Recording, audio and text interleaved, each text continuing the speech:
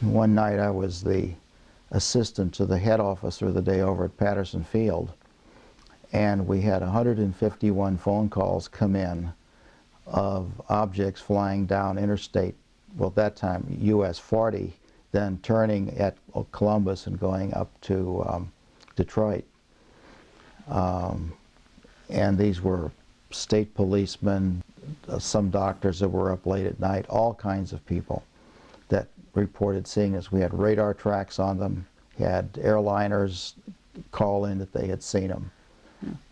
Very, very interesting. And each one that called in, I had to run over to FTD and take the thing over, and if I didn't get back in time and the poor colonel got awoken by the next call,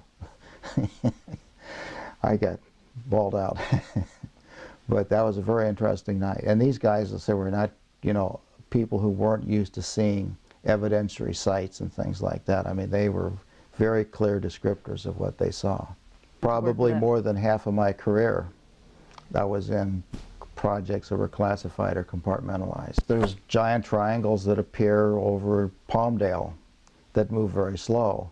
So they may be different triangles from, so they have these, the ones that I've heard about have this glow around them, and they're very large and very slow moving.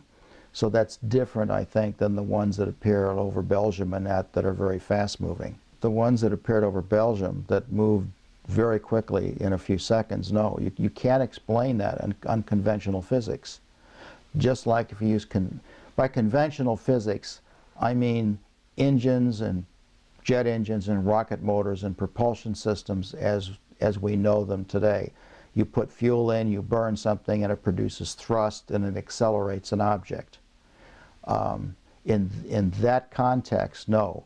And in that kind of physics, you cannot explain hardly any human beings living long enough to go much beyond the edge of our little solar system.